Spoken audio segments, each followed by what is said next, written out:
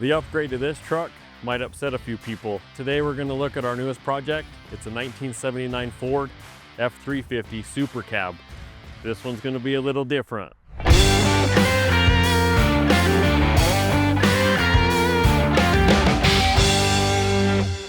This is the part that might upset some people. We're going to get rid of that V8 and in goes a 12-valve twin-turbo Cummins engine. So he wants that engine because it's just loud and it's the older one, it's the 12-valve. He just wants to roll up to shows and have that noisy, loud diesel clack. It's gonna be cool, different.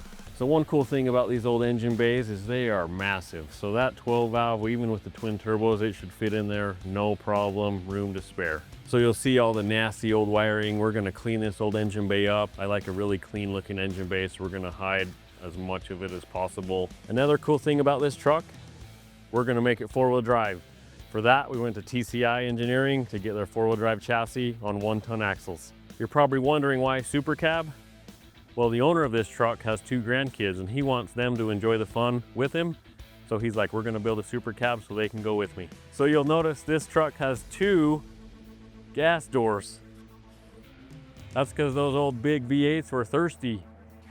We're probably not gonna keep both of them. We might just keep the rear because that diesel engine is gonna be a lot more efficient. Another thing is we're gonna get rid of these camper mirrors. They're no longer needed. This is no longer gonna haul a camper. So we're gonna put a more sleeker looking two-wheel drive-ish mirror on it to make it better looking. A cool feature on this truck is these pop out and allow for ventilation to the back. And that's one of the requests the customer wanted to keep, was that pivoting window. So the owner of this truck kind of wants to keep it kind of stock, just kind of clean everything up. Obviously it'll all be brand new. We're gonna keep the two-tone paint kind of scheme in here as well. The only thing he wants is a Bluetooth radio. So we're gonna go to like classic auto sound to kind of look factory, but has that Bluetooth capability. Another request from the owner was, let's put 37-inch tires on it. So we're probably gonna run the Mickey Thompson wheel, and we're gonna put just an off-road 37 1250 tire on it. The owner of this truck wanted a 78 or a 79 to get the square headlight. So he actually found this truck up in Oregon and sent it to me for review.